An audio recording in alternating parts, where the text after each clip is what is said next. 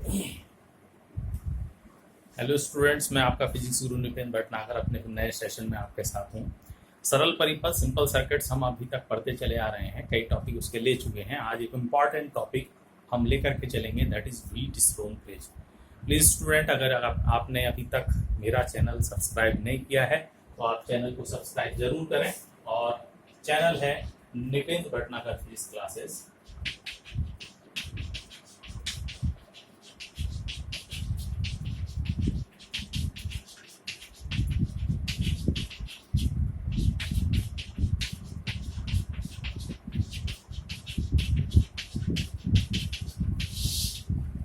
तो अगर आपको वीडियोस समझ आ रहे हैं तो प्लीज़ चैनल को सब्सक्राइब करिए, लाइक करिए, शेयर करिए और अपने और भी साथियों को शेयर करके उनको भी हेल्प करिए।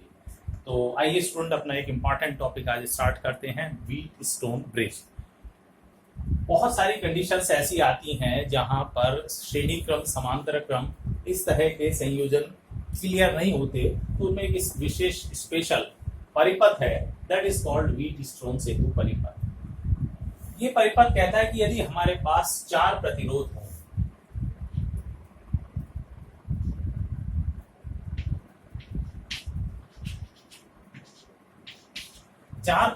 हो, P, Q, R और S।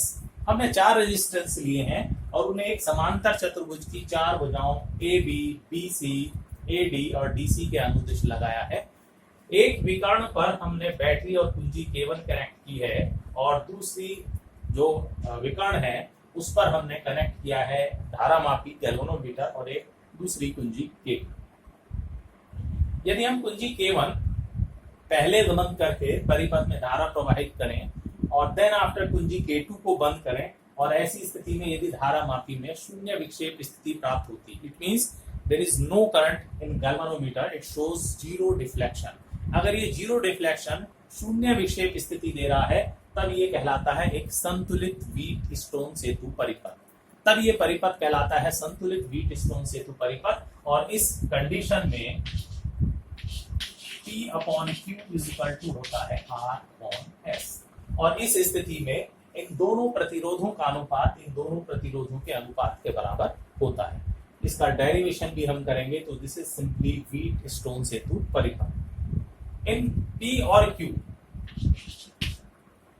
ये जो भुजाएं ली गई हैं, ये सामान्य रूप से हम कहलाती हैं अनुपाती भुजाएं।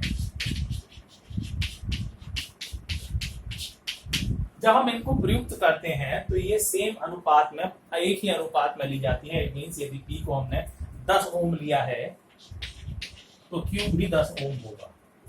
अगर इसको हमने 100 ओम लिया है तो Q भी हम 100 ओम लेकर चलते हैं, इसीलिए कहलाते हैं अनुपाती भुजाएं। R इज कॉल्ड, R को कहते हैं हम ज्ञात भुजा। और सामान्य रूप से इसकी जगह पर हम क्या, R की जगह हम कनेक्ट कर देते हैं प्रतिरोध बॉक्स, जिसकी सहायता से हम ज्ञात प्रतिरोध लगा सकते हैं। इट मींस यहाँ क्या रेजिस्टेंस लगाया है उसकी वैल्यू हमें ज्ञात होती है। और S कहलाती है अज्ञात भुजा, अननोन आर्म। जिस प्रतिरोध का मान हमें ज्ञात करना होता है उसको हम यहाँ कनेक्ट करते हैं। और जब शून्य विक्षेप स्थिति हम प्राप्त करते हैं, जब गैल्वेनोमीटर में धारामापी में शून्य विक्षेप स्थिति आ जाती है, तो P/Q is equal to R/S। P और Q भी एक अनुपात में लिए गए तो simply R is equal to हो जाता है S। तो जो प्रतिरोध आपने प्रतिरोध बॉक्स की सहायता से लगाया है वही मान उस समय S का होता है। फिलहाल ये जो कंडीशन है किस तरह से आई है वो हम ज्ञात करेंगे यहाँ पर। तो ये धाराओं का प्रभाव हमने लिया है कि परिपथ में मुख्य धारा बह रही है I, बिंदु A पर आकर के ये दो हिस्सों में डिवाइड हो गई है। इस शाखा में चली गई है धारा I1 और बाकी बची I-I1 धारा यहाँ चली गई। I1 में से धारा IG चली गई गैल्वेनोमीटर में और बाकी I1-IG चली गई है Q में। इधर से धारा I-I1 और इधर से धारा IG, तो यहाँ टोटल S में धारा है I-I1 प्लस IG और यहाँ सब धाराएं मिलकर फिर I हो गई है। तो इस तरीके से धाराओं का जो वितरण है वो परिपथ में प्रदर्शित किया गया है। ठीक है, तो सबसे पहले हम यही लेकर के चल रहे हैं कि ये कंडीशन आती किस तरीके से है। तो सबसे पहले इस ए बी डी, इस परिपथ के अंदर हम इस्तेमाल करेंगे किरचॉफ के नियम। तो बंद परिपथ A B D A,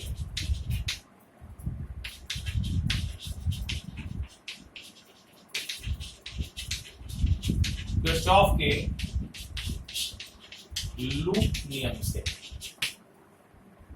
I1 P के अंदर फ्लो हो रही है, तो I1 इंटू P, इधर आ जाइए IG इंटू जी, सेम उसी डायरेक्शन में करंट फ्लो हो रही है, तो प्लस IG इंटू जी। इधर आ जाइए, ये विपरीत दिशा में हम चल रहे हैं इधर, और धारा आ रही है विपरीत, तो माइनस I माइनस I1 और इंटू R और इक्वल टू 0। क्योंकि कोई भी यहाँ सेल नहीं है, माइनस स्क्वायर दूसरी तरफ ले जाएं, तो I1 इंटू पी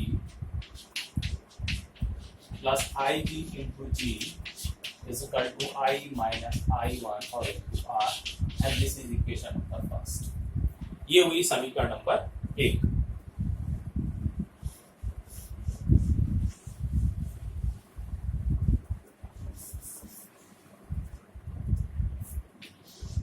दूसरा परिपथ बी सी डी बी में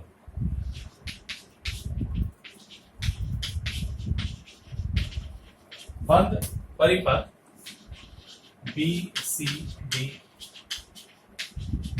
बी में, यहां देखें धारा बह रही है I1 माइनस आई जी इंटू क्यू, तो I1 माइनस आई जी इंटू क्यू, इस डायरेक्शन में चल रहे हैं, ये विपरीत दिशा में, तो minus I minus I1 plus IG और इंटू एस।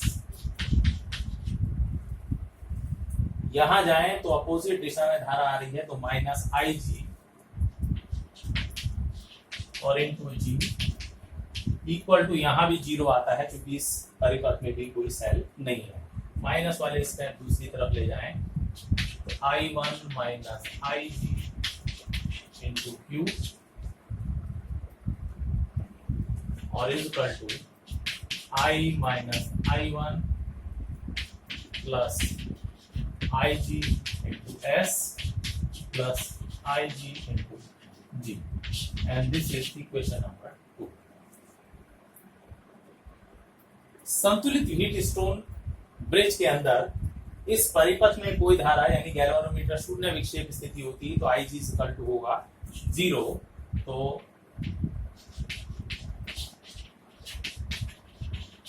संतुलित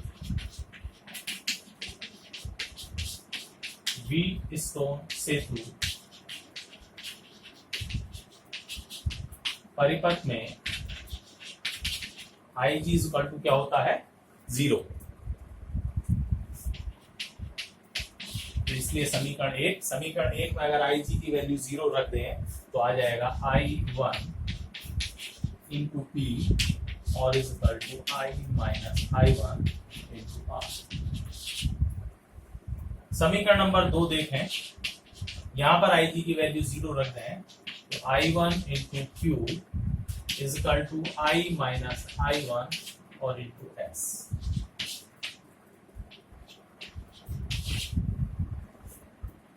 तीन और समीकरण 4 दोनों को डिवाइड करते हैं इक्वेशन 3/4, तो I1 into P upon I1 into Q is equal to I minus I1 into R और बटे I माइनस I1 और इंटू एस। धाराएं कैंसिल जस्ट आपस में, तो P upon Q is equal to R upon S. और यही है एक संतुलित व्हीट स्टोन सेतु परिपथ की कंडीशन। तो यदि 4 प्रतिरोध PQRS किसी समांतर चतुर्भुज की भुजाओं के अनुदिश चित्रानुसार जुड़े हों, तब कुंजी K1 से पहले धारा बहाने पर, कुंजी K2 को बाद में ऑन करने पर यदि धारा मापिंग में शून्य विक्षेप स्थिति प्राप्त होती, तो ये कहलाता है संतुलित व्हीट स्टोन सेतु परिपथ। तो this is an important topic, इसका हम कई जगह पर इस्तेमाल करेंगे अज्ञात प्रतिरोध ज्ञात करने के लिए। स्टूडेंट्स, इस परिपथ को इसी तरीके से बनाया भी जा सकता है, लेकिन इसका एक सिंपलेस्ट एप्लीकेशन बनाया गया है that is called metre bridge यानी मीटर सेतु। ये हमारे सिलेबस में भी है, इससे रिलेटेड हमारे यहाँ एक्सपेरिमेंट भी है। तो हम इसी का एक प्रैक्टिकल फॉर्म, व्हीटस्टोन सेतु परिपथ का एक प्रैक्टिकल फॉर्म लेकर के चल रहे हैं that is called metre bridge, meter सेतु।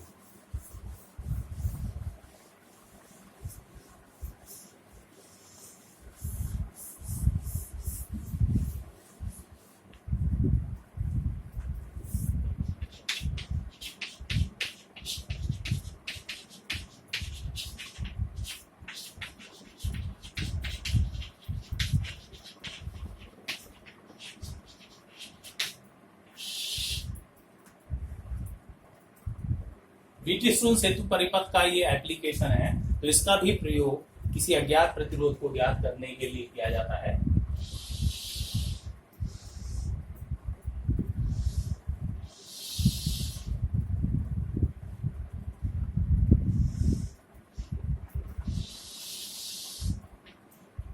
ये इस प्रकार का एक वुडन बोर्ड, लकड़ी का एक बोर्ड होता है और इसके ऊपर यहाँ धातु की 3 मोटी पत्तियां लगी रहती हैं।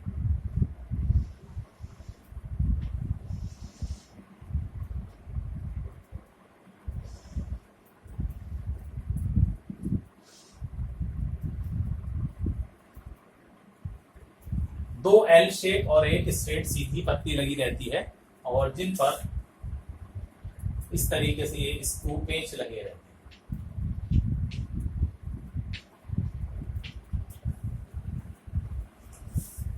ये एक्चुअल में संतुलित व्हीटस्टोन सेतु परिपथ का ही एप्लीकेशन है। ये भी आपको दिखाया जाएगा किस तरीके से, तो उसी के समझाने के लिए यहाँ एक बैलेंस व्हीटस्टोन ब्रिज भी मैंने ड्रॉ कर दिया है साथ में।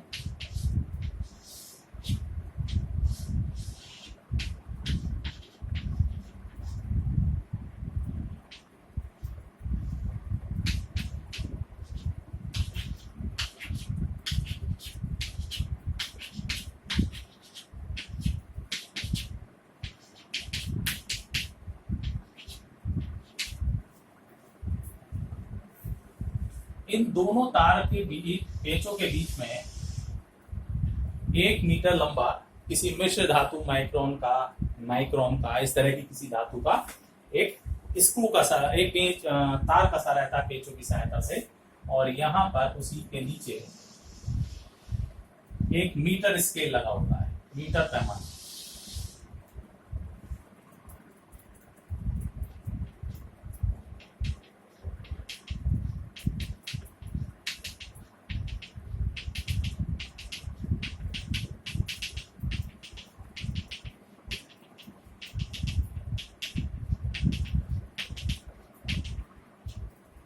इस तरीके से एक मीटर पैमाना लगा रहता है। ये आपको मीटर ब्रिज एज इट मिलता है। अब हमें जब परिपथ कनेक्ट करना है तो सबसे पहले ये हम यहाँ एक सेल और यदि एक बैंड या बैटरी गिवन है उनको कनेक्ट कर लेते हैं।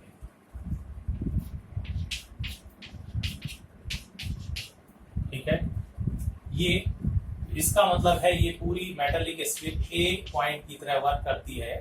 ठीक है, तो ए पॉइंट तो हम यहाँ ले रहे हैं, बट ये पूरा का पूरा ए की तरह, और दूसरा सिरा सी, तो ये सी की तरह वर्क करती है।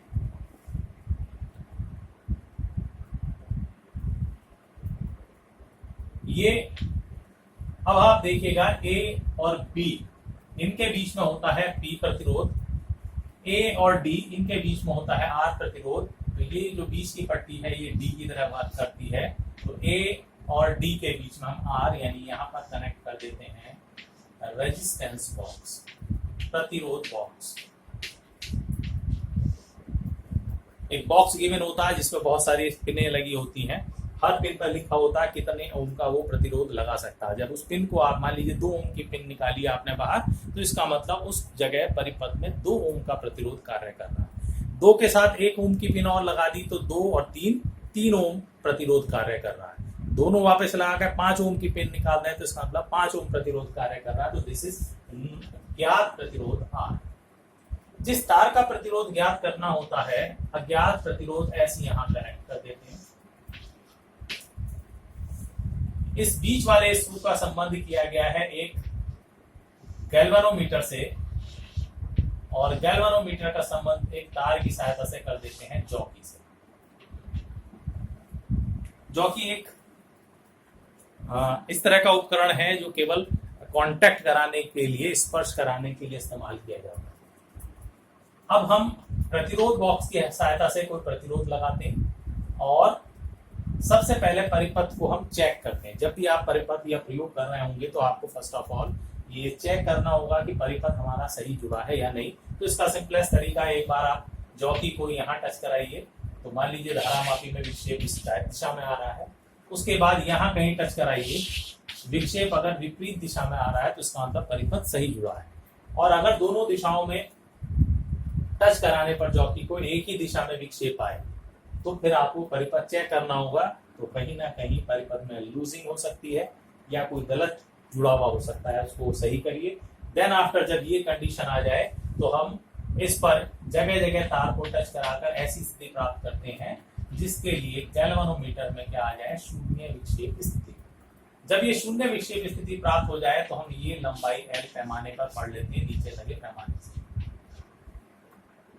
ये L, तो बाकी कितनी बचेगी, 100 माइनस L सेंटीमीटर। यहां से यहां तक का प्रतिरोध कहलाएगा P और यहां से यहां तक का प्रतिरोध कहलाएगा Q। तो P अपॉन Q और ये पॉइंट कहलाता है B।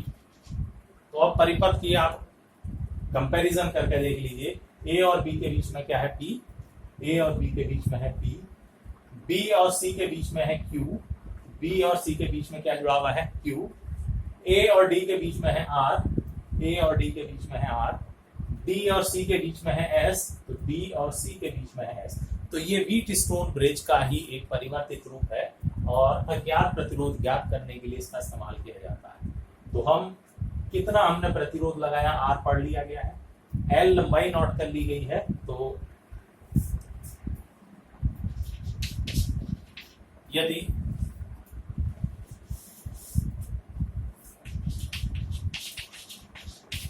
तार की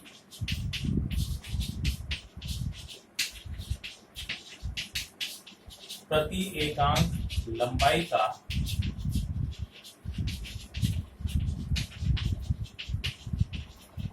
वैद्युत प्रतिरोध रो डैश हो, तब P बराबर हो जाएगा L into rho dash, L लंबाई का प्रतिरोध, तथा Q इक्वल टू हो जाएगा 100 माइनस L, 100 माइनस L और इंटू रो डैश।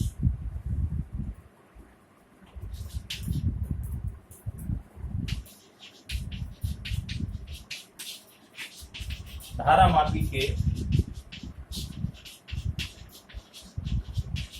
शून्य विक्षेप स्थिति में P अपॉन Q इक्वल टू होता है R अपॉन S। वैल्यूज रखिए, P की जगह हम रख सकते हैं L और इंटू रो डैश, Q की जगह लिख सकते हैं 100 माइनस L और इंटू रो डैश और equal to R upon S। Rho dash cancel, S is equal to 100 minus L upon L और इंटू। तो सिंपली R आपको पढ़ना है, कितना प्रतिरोध हमने लगाया है प्रतिरोध बॉक्स से, कितनी लंबाई पर दूरी पर हमें मिल रहा है शून्य विक्षेप स्थिति, वो L की वैल्यू सूत्र में रख देंगे और इस प्रकार से आपको अज्ञात प्रतिरोध का मान ज्ञात हो जाएगा। तो ये था मीटर सेतु, जिसका प्रतिरोध, जिसका हम उपयोग किसी अज्ञात प्रतिरोध को ज्ञात करने में कर सकते हैं। जब प्रतिरोध ज्ञात हो जाए तो उससे हम इसका विशिष्ट प्रतिरोध भी ज्ञात कर सकते हैं। तो इस प्रकार से ये था एक important topic, meter bridge, meter सेतु, जिसका जो कार्य विधि है वो व्हीटस्टोन सेतु पर आधारित है। तैयार करिए स्टूडेंट, इसको नेक्स्ट सेशन में अपने आगे के टॉपिक के लिए लेंगे। तब तक